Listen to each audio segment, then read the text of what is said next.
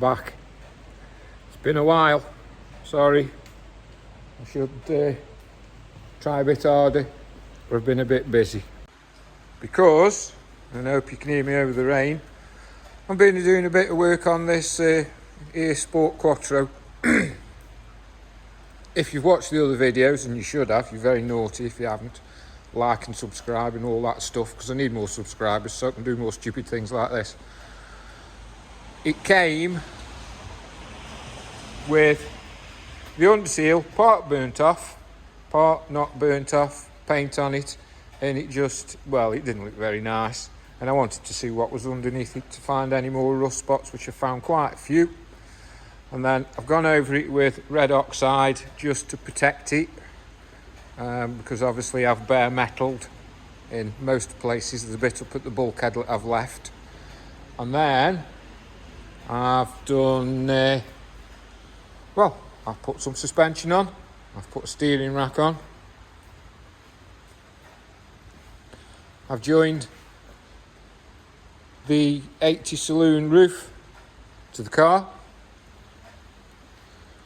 I've changed the angle of the seat pillars so the roof fits there, you can just see. I've cleaned it all inside. I've painted it all apart from that sill because there was a strap holding it onto the trolley. I forgot that bit. Won't take me long to do that bit. I've added some strengthening where there was some voids there. I've welded it all the way across there. I did it once, I wasn't happy with it, so I ground it all off and did it again. I've left it this time. That's been do a spot every 3 inches or so, go back, do in between, go back and do in between, let it cool down in between times again. Where the seat rails were, there were some holes and some rust, so I've done that side and I've done that side there, laid a patch in. It's not perfect, but it's better than it was. Obviously the biggest thing I've had to do is join it together, because that was Flappy McFlap and it wasn't joined to anything. This is 2mm sheet, that's the original part, that's 2mm I think, and I've put bead rolls in. It's got inch box underneath that, joining it together, join the trans tunnel together. It's been welded on top and it's been welded underneath. Blanked off a few holes again. Left that as it is. It might need adjusting, adding 2 extra supports when the roll cage goes in, but I'm going to let the new owner do that. I'm not doing that myself. It's now up for sale. You will need to sort out B pillars, whoever buys it. I have started making one B pillar. I'll show you in a little while, copying the Kevlar one that was damaged. We'll get onto that in a bit. It's got 4 stud off a, I think it was an 80 or a 90 quattro, just because I'd got it. I haven't got any S2 stuff left, otherwise I would have put S2 stuff on it. Still got these holding the back end on, as it's been cut away quite a bit, but that's solid. I've stood in the boot when I was doing the pillars. It's been joined across the rain gutter down to the pillars as well. I'll do some more video and some more photos when I've put the kit on. I'm only going to put it on with tack screws just to show what it looks like. It'll need fettling and stuff like that. The kit's okay. I would have done a better job with the kit, but I haven't made it, so don't shout at me.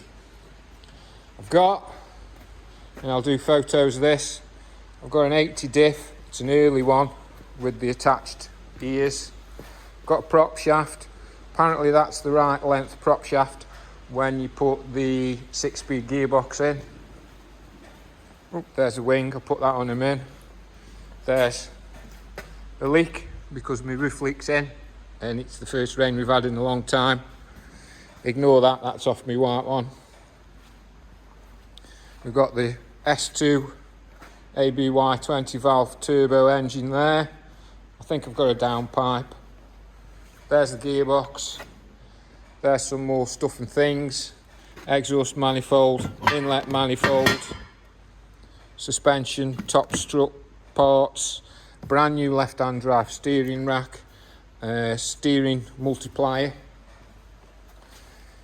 There's the cage, custom cage is all completely wrapped up. And there's the rest of the things, the supports, even the instructions. Then we've got the brand new doors to go with it. We've got the side sills, we've got the rear arches. That's for that one. I did a trial one, I'd got some stuff left over. I wanted to see how good the mould was, and it's perfect. Really like that, really pleased with that. It needs a bonnet because I haven't made my mould yet for a Sport Quattro bonnet, and it's these S1E2s are different because they've got the umps for the struts. It'll need a boot lid, obviously the big silly T-tray wing on it. It needs a front spoiler, mask, I think some people call it, and front grille, and that's all the bodywork done. These doors fit properly now. They didn't fit before. It was catching, and you can actually see the witness marks. The door was hitting. It's better now. I've checked the fitment. These are just in. Just when I pulled the roof up to get it the right height, they could be cut out. I've left that in till the B-pillars are done, just for an added bit of strength. Same with this. This is just supporting that top part of the roof. Once the roof is bonded on, it'll be done.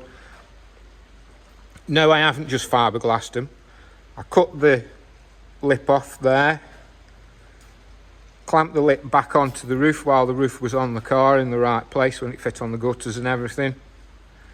Then I made sure that that diagonal part was touching the roof as well, and then I laid a piece in. There's quite a big piece there, 2mm plate on either side to give that some strength. Joined it at the top. It's just got a bit of filler on that needs flattening down, but everything's been welded on it as well. Right, I'll put the panels on and we'll see what it looks like. Right, I'm back. Took about 10 minutes. No, it's not fastened on properly. So this is just a mock-up. It's fastened on with a few tech screws, a couple of clamps on the back, some structural pieces of wood supporting the side panels. I need to write on which panel's which because I got them mixed up the first time. But there you go. Now it's starting to look a bit more like what it's supposed to look like. There will be more trimming, obviously needed. Kits always need trimming. Whoever buys it needs to decide, are they having a fiberglass rear panel or are they keeping the steel? Me personally, I keep the steel, a little bit more strength in it. But the kit, as you can see, needs adjusting. Probably need extra there, bit taken off there. You always have to decide, or I did with mine, are you cutting the car or are you cutting the kit? Quite honestly, I think I'd probably trim the kit now to fit the car. When I did the roof, I trimmed the car to fit the kit. But it's getting nearer. It's getting nearer. This wing hasn't been trimmed properly around the sill, so it won't go in any further. But it gives us an idea of what it's supposed to look like. Right, I'll admit one thing. Those red straps, they're instead of the front subframe mounting bolts. Because, and this is why you shouldn't use air tools on mounting bolts, anything that's captive like that, whether it was the last owner, somebody further back down the line, inside the chassis rail, where you can't see and where you can't get at, it's called a floating, I don't know whether it's a floating captive, it can't be captive if it's floating, but it's in like a little cage of steel, and there's a little square of metal with a thread in it. You put your bolt in, goes in the thread, you tighten it up. You use the near side rear one, which is captive. You put that one in first and then you can adjust the 3 other points. So somebody, either because it's rusted or they've had the air gun on it, it's taken it off, it's broken the cage. Now, I didn't know that, of course, till I came to put this subframe on. And I can do it, but new owner might as well do something and say, oh, I've done this on my car, I've built it, blah blah, rather than saying I have. It needs cutting off about centimetre, well, let's say 15 mil all the way around, slice it level with the chassis leg, take that piece out, re-weld the cage and the bracket, slide it back in, put your bolt back in so everything's in the right place, tack it on, lower the subframe, which is, well, 2 bolts and 2 ball joint bolts, really, that should be about it. Weld it on properly, jobs are good, and probably take you 2 hours, maybe. It is double skinned, so you might have to cut some of the skin back, weld the inner, weld the outer after. Other than that, shell seems to be a good one. I personally had some bigger jacking points on the back than they're already on, because they've been trimmed down, and they're not brilliant, but they do for a bit longer. I have seen, I can't remember, I think it might have been Mick Ashby. Hello Mick, thank you for all your videos. He's taken the outer sill off, he's put a bar across and then a bar going up the B-pillar, so maybe you could do the same and then have that as a jacking point. Others put jacking points in, box section, something like that.